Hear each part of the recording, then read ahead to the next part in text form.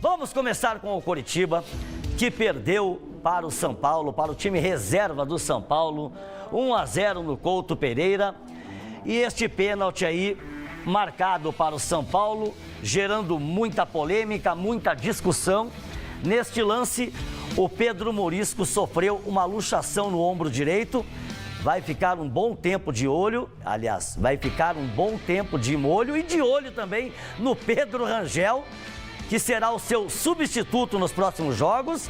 E não podemos esquecer que, infelizmente, o Morisco não passa por um bom momento com a camisa do Coritiba. Eu diria até que é o pior momento dele com a camisa do Coritiba desde que foi promovido, desde que assumiu a titularidade do Gol Coxa Branca.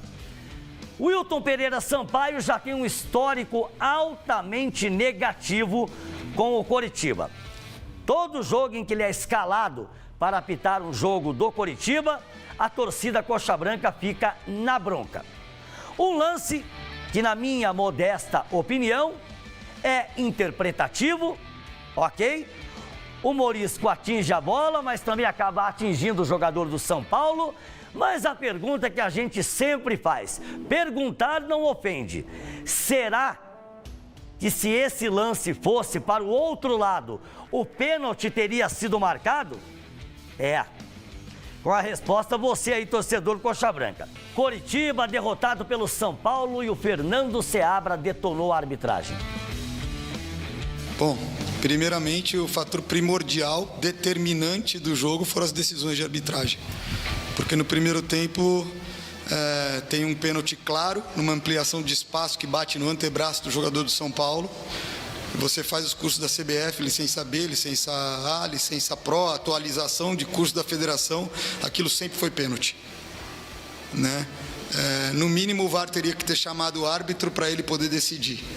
Então, está sendo muito fácil as decisões dos lances capitais de arbitragem serem contra o Coritiba.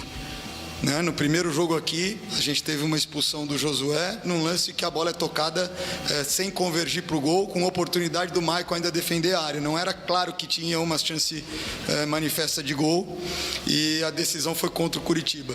Hoje a gente tem esse primeiro lance, que é um pênalti de texto, de livro, e a decisão é contra o Coritiba. E depois você tem uma bola dividida entre o Morisco e o Caleri, que a bola sobe, o Morisco faz o primeiro contato com a bola, depois tem o choque de cabeça com o antebraço, e a decisão é contra o Coritiba.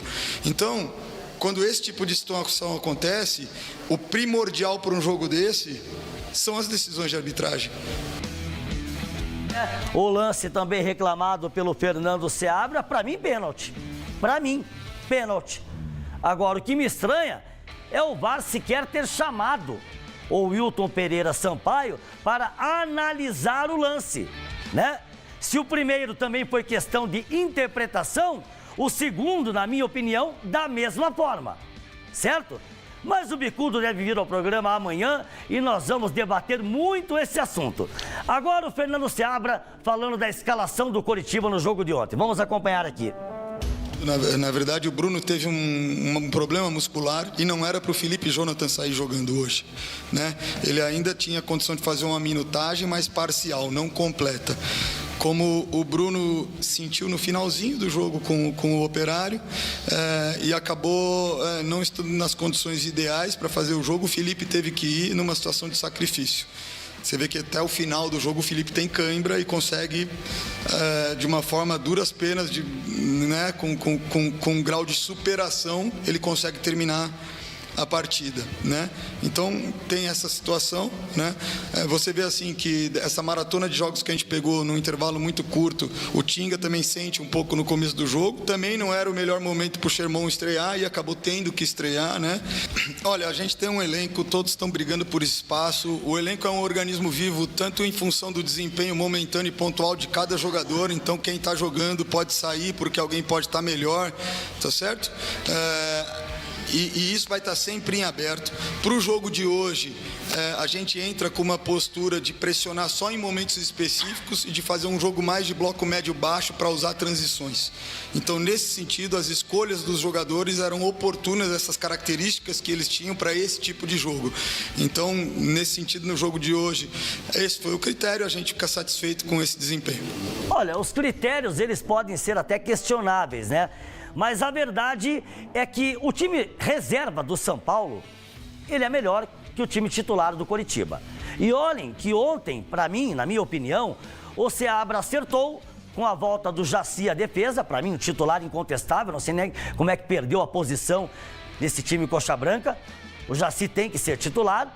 O meio-campo ficou mais reforçado, mais consistente com o Vini Paulista e o Alisson. Infelizmente, o Coritiba teve algumas oportunidades e não conseguiu concluir em gol, não conseguiu traduzir em gol, melhor dizendo, e por isso acabou derrotado mais uma vez.